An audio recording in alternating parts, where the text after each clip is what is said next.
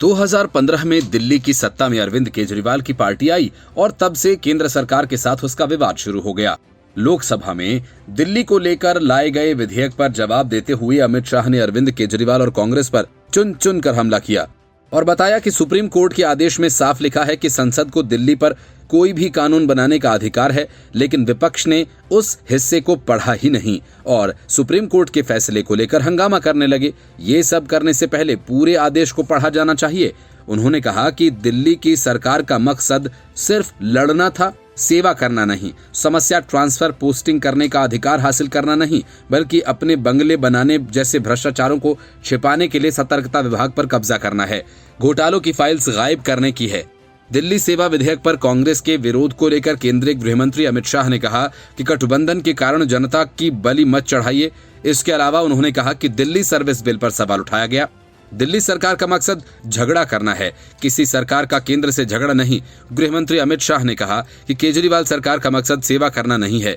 दिल्ली सेवा विधेयक पर चर्चा करने के दौरान विपक्ष के विरोध पर तंज कसते हुए केंद्रीय गृह मंत्री अमित शाह ने कहा कि गठबंधन के बाद भी मोदी सरकार बनेगी, गठबंधन से फायदा नहीं होगा। दिल्ली सरकार सच छिपाना चाहती है।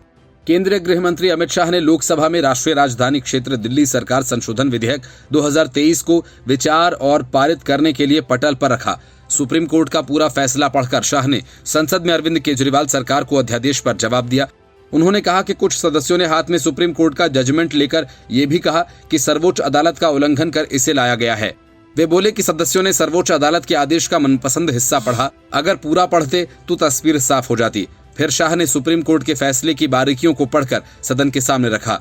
दिल्ली सर्विस बिल की चर्चा करते हुए अमित शाह ने कहा कि मैं भी सभी सदस्यों को विनती करना चाहता हूं कि आपने सर्वोच्च अदालत के आदेश का मनपसंद हिस्सा ही पढ़ा है।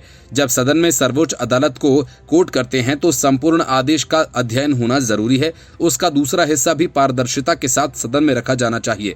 खैर, जिन्होंने नहीं रखा, मैं रख देता हूं। इसके बाद अमित शाह सुप्रीम कोर्ट के फैसले के कुछ पैरों का जिक्र करते नजर आए। उन्होंने कहा सुप्रीम कोर्ट के आदेश में पैरा 86A, पैरा 95 और विशेषकर पैरा 164 एक्ट की ओर से ध्यान दिलाना चाहते हैं, जिसमें साफ तौर पर कहा गया कि संसद को 239A के तहत दिल्ली संघ राज्य क्षेत्र के किसी भी विषय पर कानून बनाने का अधिकार है। ये अदालत ने अपने जजमेंट के अंदर बिल्कुल क्लियर कर दिया है।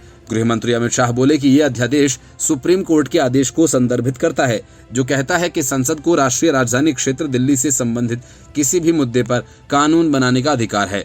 उन्होंने कहा कि मेरा सभी पक्षों से निवेदन है कि चुनाव जीतने के लिए किसी पक्ष का समर्थन या विरोध करना, ऐसी राजनीति नहीं करना चाहिए। नया गठबंधन बनाने के अनेक प्रकार होते हैं। विधेयक और कानून देश की भलाई के लिए हैं, इसलिए इसका विरोध और समर्थन दिल्ली की भलाई के लिए करना चाहिए। Report news of India.